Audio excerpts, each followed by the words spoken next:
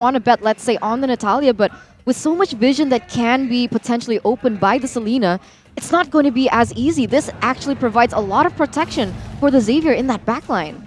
Again, for me, I'm going to have to go with ONIC draft here. Probably because of the 1-1, but yeah. ONIC for me. Arashi, quick prediction. I gotta say, I think RRQ has the more active composition. I think for the most part, ONIC will be trying to react to them, and that is never a good idea when two teams of such magnitude clash against each other. I have to agree with you. I'm going to go for RRQ Hoshi on this one. 2 RRQ votes, 1 ONIC. Ladies and gentlemen, it's time to dive into the Land of Dawn for game number 2. Aura were knocked out by ONIC, and ONIC will try to do the same right now to RRQ, maybe even repeating what happened in the Season 8 Grand Finals. But RRQ, with this draft, they do look very intimidating in that early stage. Let's hope their endurance pays off here for the side of ONIC Esports. They've played so many games this time around, and well, I want to see this endure. I mean, Vin already taken so low by Keyboy. This is his signature pick, by the way, so the Selena. Yes.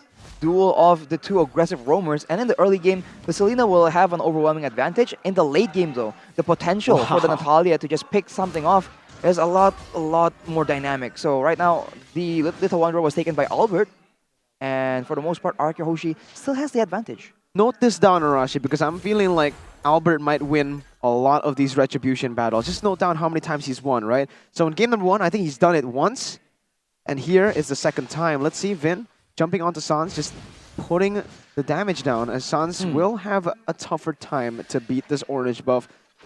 But I think he should be able to take it without any problems here. He still has a Retribution. He won't use it just yet.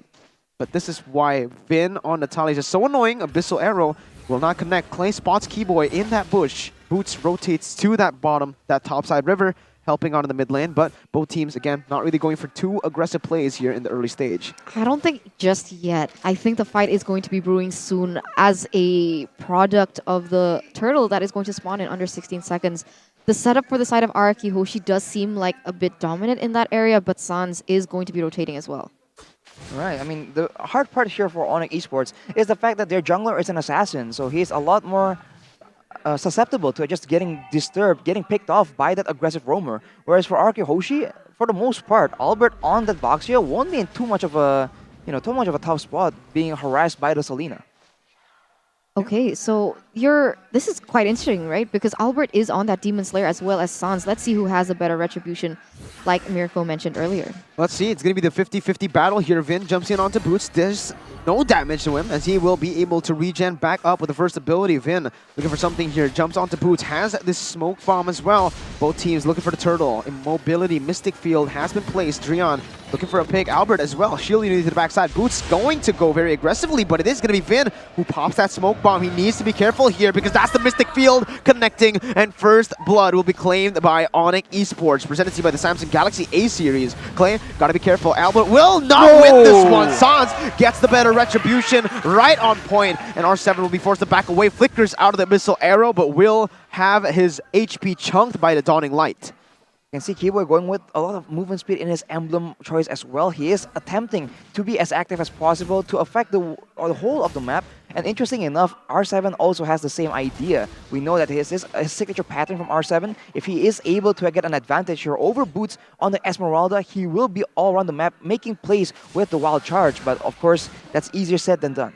See, it's so hard. Every time Vin wants to go for an aggressive play, it's going to be the side of ONIC Esports, Selena just sniffing him out. And once again, I mean, it's Skylar on the Beatrix. It's gonna hit. It's gonna hit. They just need to be able to figure out how to maneuver around it at this stage, honestly, as CW gets cornered. Oh, he is going to get hit by the Abyssal Arrow, though. Keyboy will be able to chunk him low. Sans is here. Skylar forces a flicker, but the Stingers will connect. He is going to be able to pick up the kill. Vin caught in the Abyssal Arrow once again. Keyboy just so on point, but Albert, he's taking every single shot from the side of CW. He has the crossbow of Tang, but Albert pops that Turtles' Poisons. He will be able to get out. Clay looking for a play. Sans will just back up. Vin going in.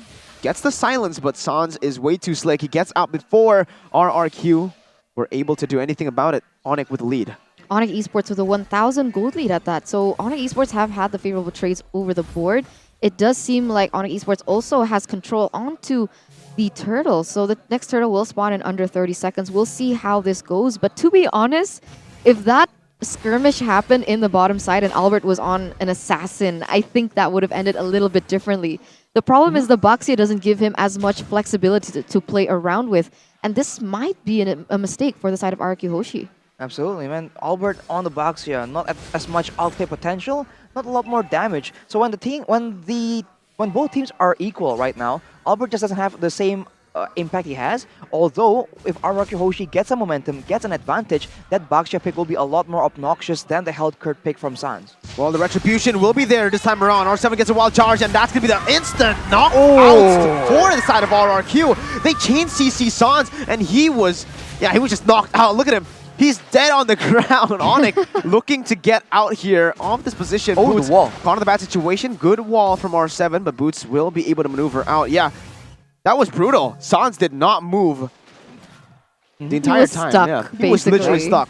R7 wild charge. That's 2 seconds in the air, and then shield unity. Then he just got bursted down by the yin yang overturn. And then done. And then That's done. the thing. That's how you deal with an assassin. Get the crowd control. Make sure he does not move, because the outplays are what these let you get assassins close. try and do. Exactly. Don't let them get close and just lock them down. Right now for RRQ Hoshi, there are a lot more options for that pickoff compared to ONIC Esports. But ONIC Esports, again, in the late game, will have Drian to rely on for that long-range impact. And that is something that RRQ Hoshi will have to plan around, most likely sending Vin to deal with that savior. Man, ONIC Esports, they are trying to go for a gank at the bottom side here, but Skylar actually has the preemptive movements for the moment, but on top. I don't think they can take Boots down here, but maybe with the Dawning Light, Boots will be able to go for the 2v1. No, Boots just backs up. That was a proactive play by RRQ and instantly disengaged from the side of Boots. Good help and good awareness by Drian. Skylar with the Wesker is so dangerous. Keyboy could have just died there. Skylar, if you're on a Beatrix and use the Wesker, you're more of an assassin than you are a marksman. You know that? That makes sense. Play the bushes properly and you will be able to one-shot people. But Albert now jumps in with the shield unity. Clay going in for the follow-up damage onto Keyboy. He will not be able to run away. Clay picks up the kill, bottom side as well. Skylar reads the situation perfectly. He will just give away his turret. He will not lose his life. Sans was down there. Beautiful read. Interesting play from the side of ONIC Esports. They seem to be going for more objectives now on the board, as it is going to be one turret fall into their hands. I want to see more of these type of rotations, as we are now stepping into another technical pause here in game number 2. Yeah, I think that both these teams need to actually maneuver around more effectively, right? Because when both teams want to be proactive, it comes down to which team can make the play happen first. And for the side of RRQ, the fact that they have a Baxia, right, is a lot more mobile compared to the Hellcurt. So the farming speed might be equal just because Baxia, that is exactly what teams are picking him for, right? The farming speed. But the ganking, I think, could be a bit more proactive from RRQ for sure. It's hard though, no? It is. Because even if they want to, they went for a gank. They did. But ONIC Esports, especially with Selena being able to put these abyssal traps all over the board, the places where they would usually wait is taken away from them. So if you're looking for more proactive movements around the map, proactive picks, which is exactly what RRQ Hoshi is trying to commit towards, especially with the composition that they brought here in game number 2, how are they supposed to maneuver around this? Well, being discovered is one thing, so they would lose what they usually like to do, right? The strat they use usually is to wait in the bushes, spring a trap, and actually get those pickoffs. Now that that's not available, they can opt to just try and move faster than ONIC, because the roaming squad from the Kagura, the Baxia as well as the Natalia is, in theory at least, faster than the Hellcurt, Savior as well as the Selena. Although for Savior, it's kind of cheating because he can just go with the global influence from the Dawning Light. See, even that gives them utility to open up the does. map. There's a lot of utility on the side of ONIC. There's Right? a lot of indirect scouting as well. Yeah, they can open up the map. They can also darken the map. Right? Exactly. Technically, Hellcurt and obviously Xavier. With Selena as well, that's a lot of map control. That is a lot of map control. So there's light and dark on the composition of ONIC, but RRQ is the one with the yin yang overturn. Mind-blowing stuff, Arashi. You're right, Arashi. They also have a tree. A tree. Rock, right? Like, Isn't he a rock? whatever, man. A rock, a tree, you know? Well, why don't we talk about these Rockman users? Lita, player head-to-head, R7 and Boots, both of these players, they really like playing on the Grok, and their Grok, they're lethal. Absolutely, man. both these guys, they're like just making those plays. And on the Grok, you just have so much potential and you have so much more damage to work around with, especially after the changes that a lot of players are just taking advantage of. So if you look at the KDA though, R7 is on top as well as the kills, but the kill participation for Boots is a lot higher. So I think R7 makes a lot more aggressive plays on his own, but Boots just sometimes have a lot higher impact plays, especially once that late game comes around. Because ONIC, they like playing with that playstyle, right? The calculated, well-planned strategic team fight. Boots does like to go for the team fights. I do agree with you. I think that is exactly his playstyle. He watches a team fight come to fruition. He goes in usually with the Esmeralda, for example, and makes a crazy play with the Falling Star Moon landing on 2 to 3 people. But for the side of R7, what I find very notable is his ganking ability. He's able to, let's say, he sees a Xavier at the backside, he goes in around everyone and goes in for that 1v1 kill.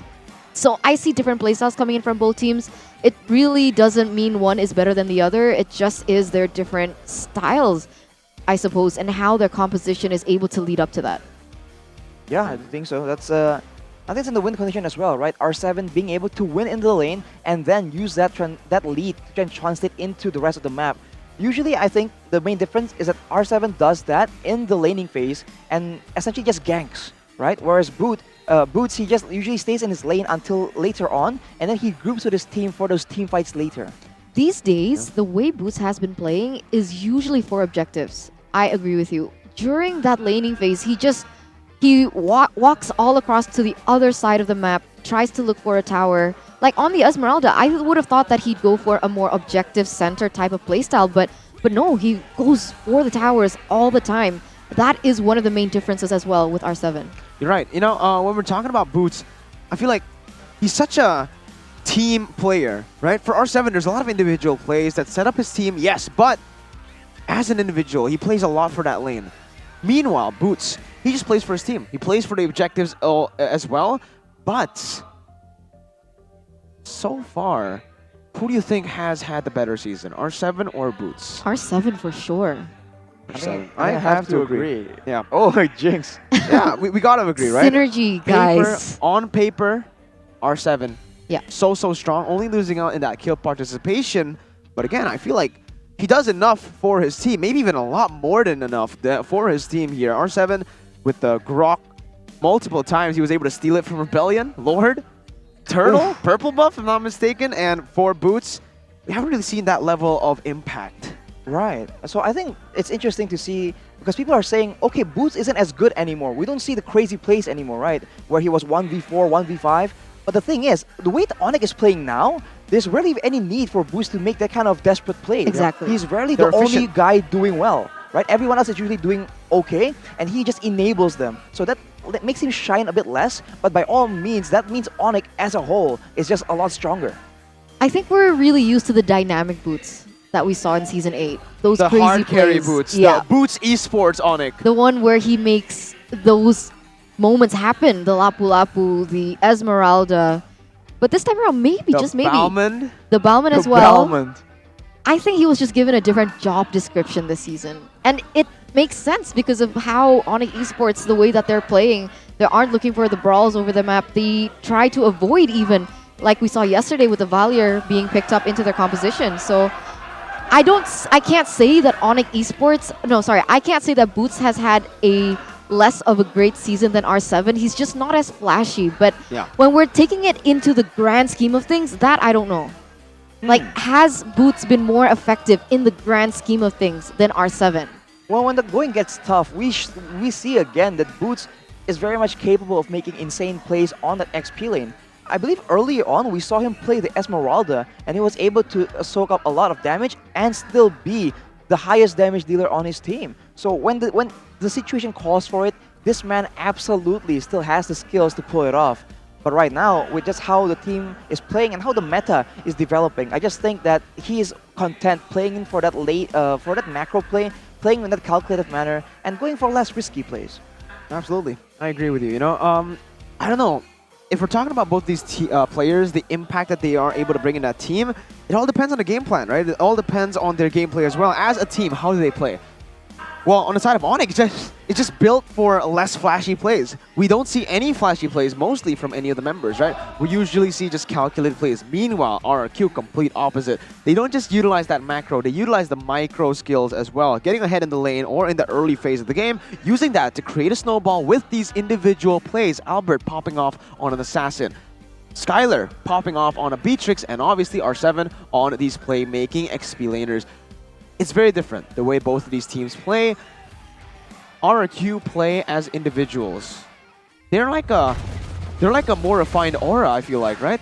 Because it actually is similar. They play as a unit, but it's all with the individual masterclass. But on the top side, though, we're going to talk about this. Boots gonna get caught. Yin Yang overturn, and the flame shot from Clay will finish him off in the mid lane as well. Albert, all of his weakness points will be popped here. CW looking for the last one. He has the crossbow of Tang. Turtles' Poisons is there, but Albert will lose his life. The crossbow of Tang finds the kill, and ONIC trade 1-for-1. 1-for-1, but for the jungle for the side of ONIC Esports. So I think ONIC Esports win that favorable trade this time around. There isn't any particular objective to contest, but Vin gets obliterated there with the kill pressure coming in from Keyboy. Now that is why the Selena is most of the time banned away from ONIC Esports. Just look at the way he's able to play around the map. Oh, what? There you go. How does that happen? Oh, and Drian, yes.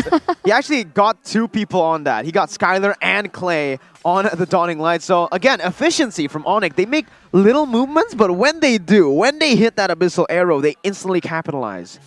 And right on the bottom side, R7 comes back from his roaming journey. As you can see, Boots is just waiting around. He doesn't need to make anything too crazy happen. He's just waiting for the opportune moment. On the esports, they have more than enough tools to make plays happen on the back of Keyboy Selena. This is, as you guys mentioned, exactly why it's been so popular. He has already built a Clock of Destiny, so he is fully intent on scaling and becoming that next secondary carry for the team. But on the other hand, Skylar with the Blade of Despair and already building for a bit of lifesteal. Well, on the top side though, Albert's looking for play. Keyboy cannot really withstand this kind of dive, but RRQ don't really want to commit here. Only Lord spawning at this moment. 9th minute, not the enhanced version, still the first version of the Lord. RRQ, I don't think they want to contest this without any kills or objectives. Or wait, Albert moving very aggressively once again, opening up the map as this Baksha jungler. He knows how to play this hero really well, but so far still ONIC just with the lead. But Yin Yang overturn, and Skylar with the snipes out of nowhere. This is why Beatrix is banned as well from Skylar, not just Selena on the hands of Keyboy. Did you see how he used that Renner? Usually people, they aim first. This guy, he just taps on it and he gets the shot. It's instinctual at this stage, man. But Albert here in a 2v1 situation, it might not be committed onto just yet, but the pressure that RRQ Hoshi have. Oh, that's the revenge kill on it to Keyboy. Keyboy was able to get a solo kill. This time Vin will get the kill as well. Albert resets the Lord. RRQ, they have the advantage. Two people were taken down. Drian has respawned, so RRQ don't really want to look for the aggressive play. CW will be able to actually get that turret in the mid lane because RRQ were not manipulating those waves in the mid. He just walks up, attacks the turret, and that will be the mid turret gone for the side of RRQ Hoshi. So ONIC Esports have a lot more options here to go with a fast rotation through that mid lane, which has no more tower. RRQ Hoshi, though, finally will be pressuring the turret, and Suns as well as Boots are still quite a bit away from the Lord. They're going to be able to burst this down. Yeah, that's Albert picking it up. CW looking for all three weakness points. Sans looking for the backside. Vin is going to be able to jump onto him with the silence there. It is going to be stunned as well. Sans will be taken down by Vin's execute. He still gets away as well. It's Drian trying to deal damage to Albert, but he's just way too tanky with the Turtles' Poisons. In the mid lane, though, it is going to be R7 taken down. Shield Unity, and Skylar with the Renner will gun Boots down. It's another kill in the mid lane. Clay picks it up with the Yin Yang overturn. 3 kills out of nowhere. 3 kills traded for how many? 1 or 2 at that For stage? 1. For 1. My god, RRQ Hoshi, they really are leading now, and that makes sense with that 2,000 gold lead, but Keyboy gets so low here. Is he going to win in a 1v1 situation? One more He shield might get unity away. should do it. Is he going to dive the turret? That's No. the question. Oh, yes! He dives it. Oh my god, Keyboy! Mistake. Outplays Albert! That's what you do not want to see if you're an RRQ fan. Albert gets taught how to sit down by Keyboy. That's the thing. If RRQ Hoshi, if they had just given Albert with a more playmaking potential hero, that would have been a kill for sure taken for the side of RRQ Hoshi. But Albert's so used to these heroes on the Boxia. It isn't as... He can't do that. The damage isn't as much. And he doesn't have the ability to outmaneuver the Selena in that particular way. Although that happened, RRQ Hoshi is able to get a trade on the board in that turret as well as lead in 2,500 gold. Guys, I'm sorry. That wasn't Albert who was playing. It was Albob.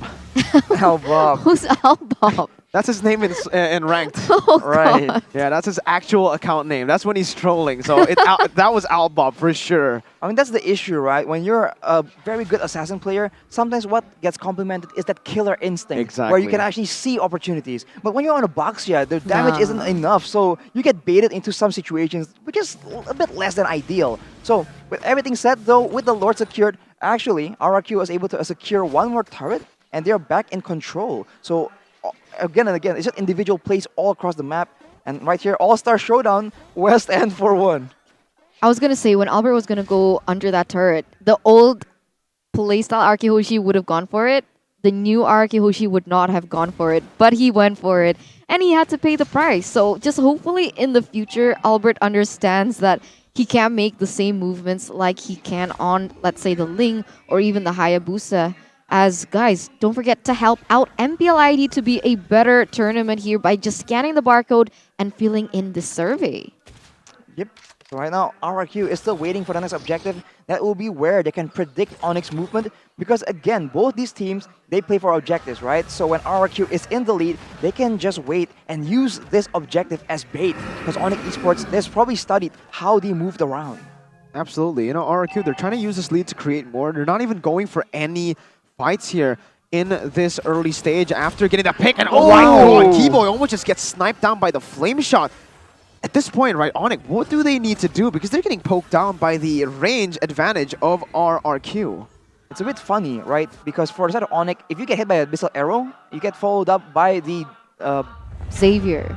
right, the Dawning Light, and that's like a very long-range pickoff. But for the side of RRQ, it's a similar thing, because once you get hit by any kind of stun from the Kagura, there's a flame shot that follows up, there's a snipe that comes out. So both these teams have a very good long-range pickoff potential, and that makes it quite difficult. I think the difference is in the durability of the members, because for RRQ, way more people can afford to actually take some damage and still live to tell the tale, whereas for ONIC, it's just not as secure. Yeah, they only have the Esmeralda, perhaps, as well as the Hellcurt.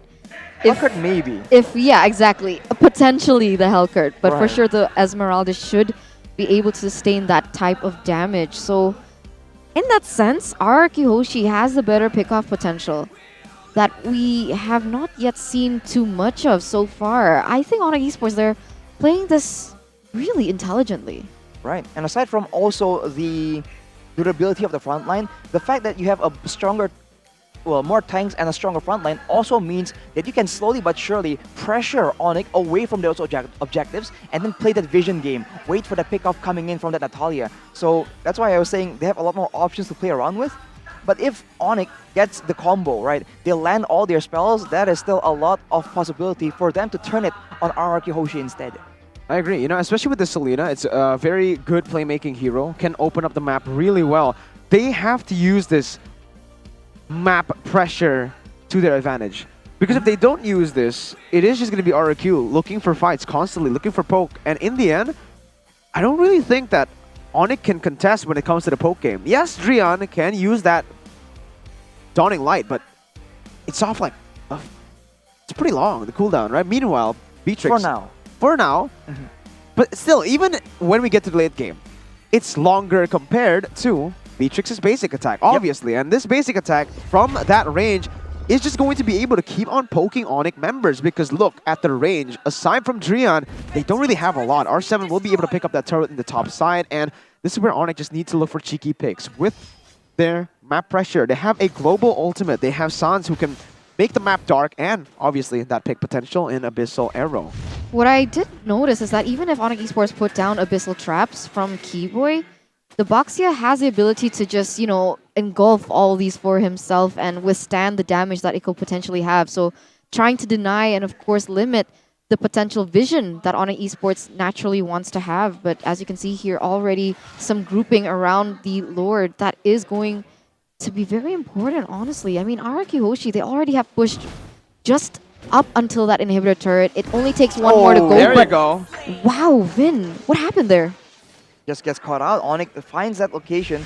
And I just realized Kiwa has sprint and he pops it right now to try and find something. The Hell card goes in as well. Yeah, there you go. That's the thing that ONIC needed to find there, and that's to be Boots caught in the bad situation. Yin Yang overturned, but the Dawning Light will return to favor. The Abyssal Arrow connects, and Keyboy, he went too aggressively. Skylar with the beautifully placed Nibiru's Passion will be able to take Keyboy down, and he's starting to melt everyone down. CW gets all of the weakness points, though. He's come to play. The crossbow tank can be chained, and he will use it. Now onto R7. Sans trying to clear out the bottom side wave. R7 goes in with Wild Charge, but he will be taken down. He goes for the wall, but he will not be able to survive. ONIC with the better picks, but wait!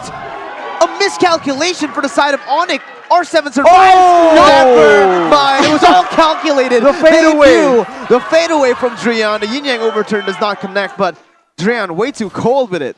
Man, 3 to 4-2 trade for the side of ONIC Esports, I believe. And now, because Sans is still up and running, still available, they do have a really good chance of taking away this Lord, of course, unless it is stolen. Still 7 seconds on the clock. Can RRQ Hoshi contest this? I don't think so. And talking about the cooldown on the Dawning Light, it's pretty spammable, man. Are you seeing this? It's just coming out again and again. So over there, I really think that if Skylar survives, everything is still pretty okay. But Vin, though, trying to halve HP with a single Dawning Light, that is the danger coming in from that Savior pick. It's those moments, man, when you think like, oh yeah, ONIC, they miscalculated. Never mind. Yeah, never mind. It's ONIC, right? Drian, the last Kage, what a snipe, and what a play, I guess. They made RRQ think twice, definitely. Absolutely. And I think there, it shows again, if Skylar didn't go in forward aggressively and he just played to maintain distance, I really think he was going to be okay. But he went in, he got the kill and he got more damage off, but he gets taken out in exchange. And we talked about the poke potential, the pickup potential. A big part of that for RRQ is that it's the Beatrix pick. So he needs to actually stay alive around the map if he wants to have that kind of impact. All right, has Drian missed that Dawning Light a single time? I feel like in this game he's been very accurate. Skylar, I think the only time he missed his render shot was that one down below on Boots. That's the only one that I counted. Well, for Drian, I do think for the most part it's been pretty effective, but several times he just fires it off to try and find info, and obviously those wouldn't really land. They're like just blind Dawning Lights. Agreed. Even if it misses, it's probably for a reason. Open up vision, yeah, because of the utility, right? It's not Because he's just the there last for the Kage. damage. It's because he is the last Kage. Miracle 2020, is it 2? It's No, 2022. it's one. It's one. I was gonna say 21, and I'm like, Eterna, please. Eterna, please. You're live right now. You Let's have not the Samsung tell Galaxy everyone A else. series phone. All you need to do is tap on it and you can see the time. That's You're right. technology.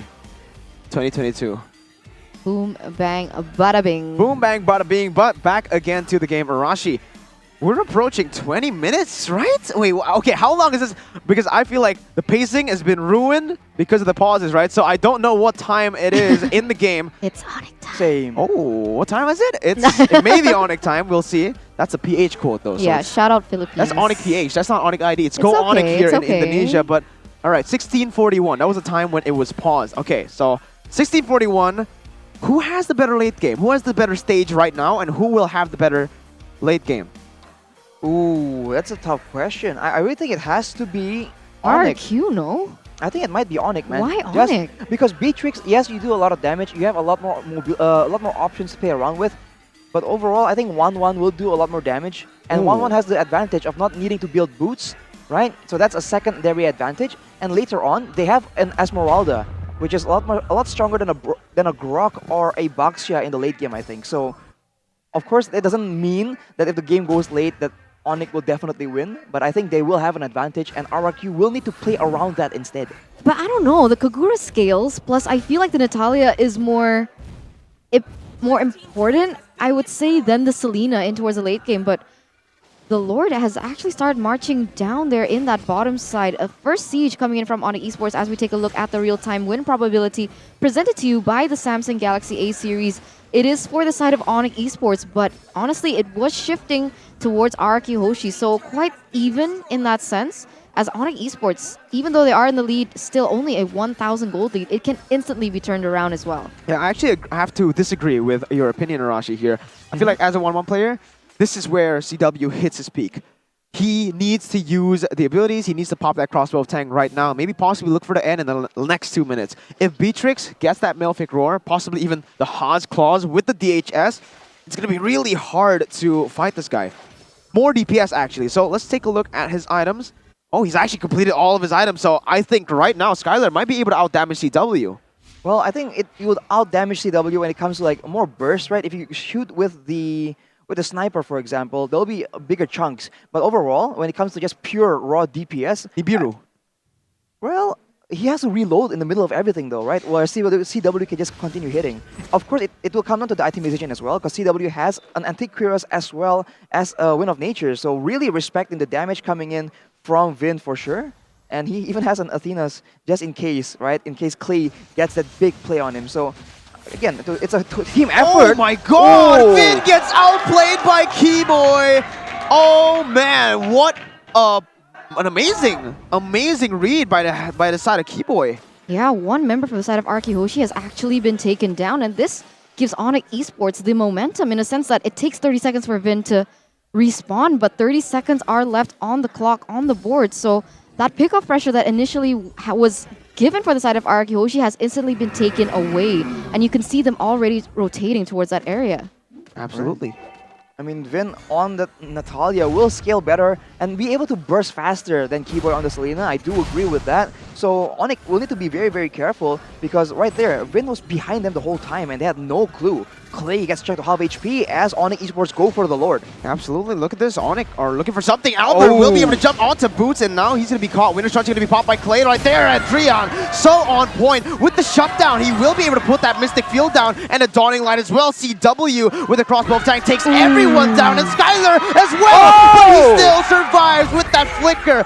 What a play by the side of RRQ to survive that one and actually turn the tides. ONIC 2-2, Keyboy looking for the waves, but this actually will be favorable for ONIC because look at the pressure. Look at the Lord. They're taking it with the help of Dreon, dealing the damage with the Dawning Light. There you have it, ladies and gentlemen. It will be Sans and Dreon on the Lord. No retribution, but R7, we've seen him do this before. He poops up the wall. He's looking for the play, the retribution. Clutch by Sans to save it away. Vin, though, he's going to be able to melt Dreon down. Sans jumps out, and that's the Dark Knight Falls coming in. 4 members taken down from the side of ONIC Esports, but they were able to get that Lord. It is a 2,000 gold lead, but look at Skylar and R7 really focus on objectives right now. They are going to be able to take this mid-side turret, even though the Lord is in the favor of ONIC Esports.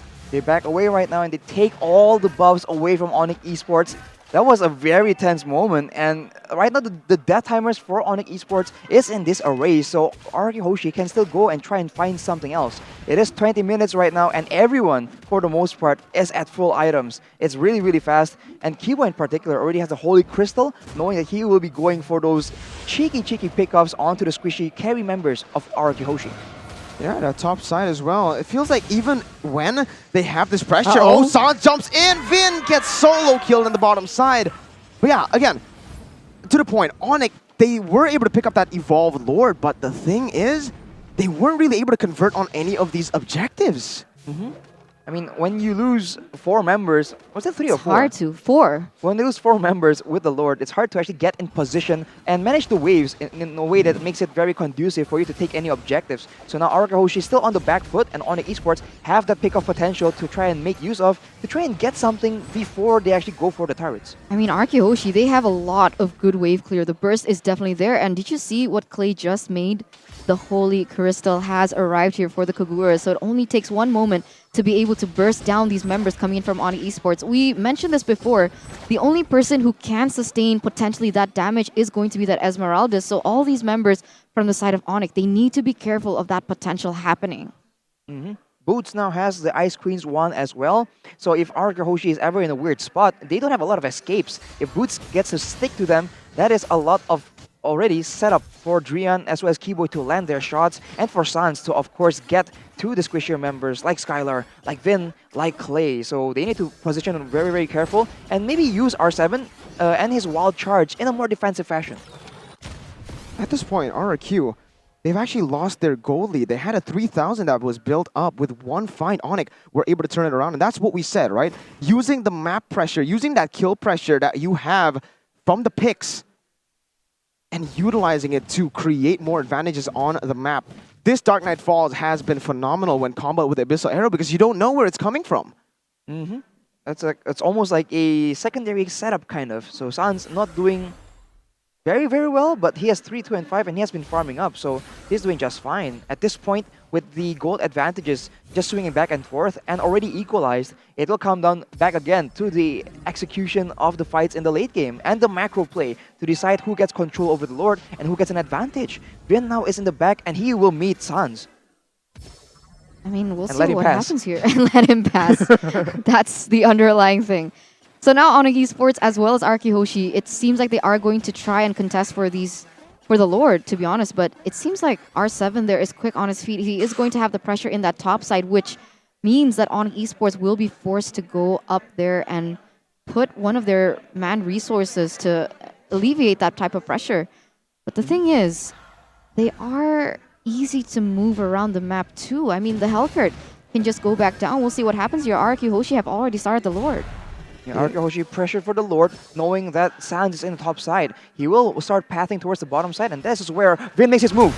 Ooh, there you go. Dreon will be chunked low, but my goodness, the dawning light and the survivability. Dreon with the sprint, he survives. And now Albert caught in a bad situation. It is going to be CW popping every single weakness point. This will isolate Albert and R7, Clay, Skylar, all of them will be dispersed. ONIC, what a play, what a pickoff. This was what the 1-1 was picked for. Not to deal the damage in the team fights, but mostly to just isolate these members. CW going for one more weakness point is all he needs to pop the crossbow of Tang. Winter Truncheon is there for the side of Clay to survive a little bit longer, but Sans picks up a mega kill with 3 members taken out. They might just be looking for the end right here. Skylar is still available for this defense though. They need to be careful. He used his Renner shot as well, but he's going to have to swap over to Bennett. There's no way that they defend this without Bennett. That is a 4-man pressured base. ONIC are going for it. Skylar will have to back away. CW looking for it as well, but it's going to be Sans jumping onto the base. R7 with wild charge will be able to stop the minions from hitting the crossbow. Tang is there, but Skylar still survives. He needs to clear out the minion waves. The miracle that Albert pulled off in Season 6 will not be possible. It is a 1-1 in the scoreboard, equalized by ONIC. Equalized by ONIC Esports with a very, I can't say dominant performance as well. I think that was quite back and forth. How many minutes was that? 24? 25 minutes. 25 minutes of pure back and forth movement. Well played from the side of RRQ Hoshi as well as ONIC Esports. But unfortunately for the side of RRQ, ONIC just played the better team fight in that particular end. And wow.